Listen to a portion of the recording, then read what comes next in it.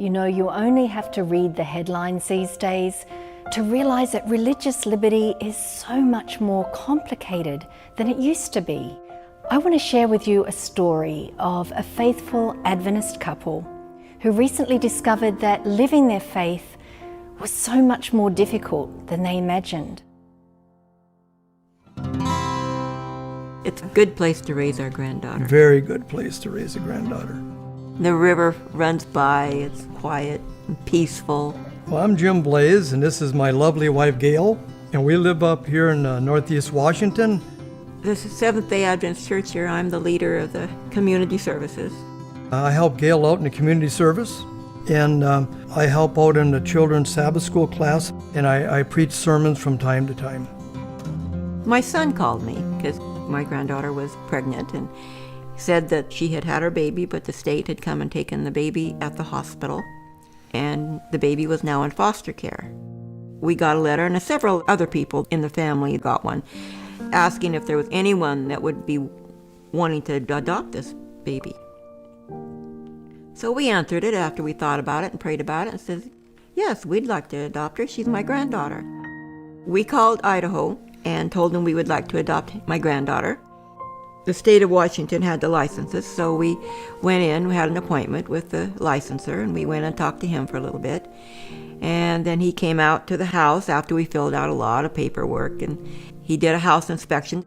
He looked around our log home here, and he thought this is a very nice home, and he thought it'd be a nice place to raise a child.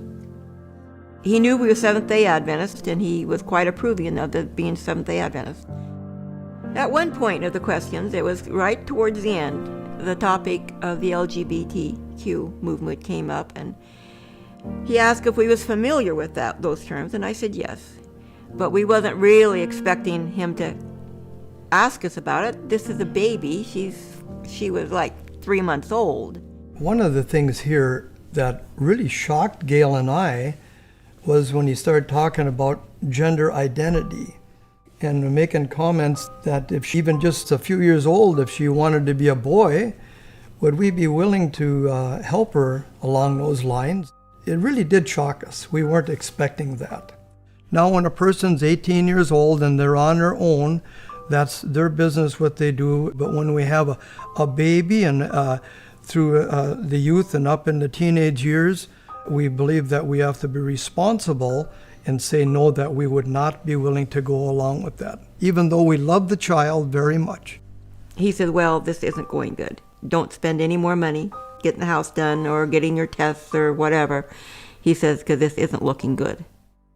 We eventually got denied by the state on the ground of this gender identity, that we would not be able to be licensed for foster parents.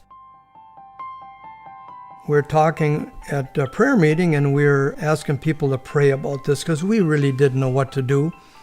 And the pastor and one of the elders said that we should contact the religious liberty arm of the Seventh-day Adventist Church. And we've been very blessed with the counsel that we've received, and it provides for not just Seventh-day Adventists, but for all people that are being religiously discriminated upon.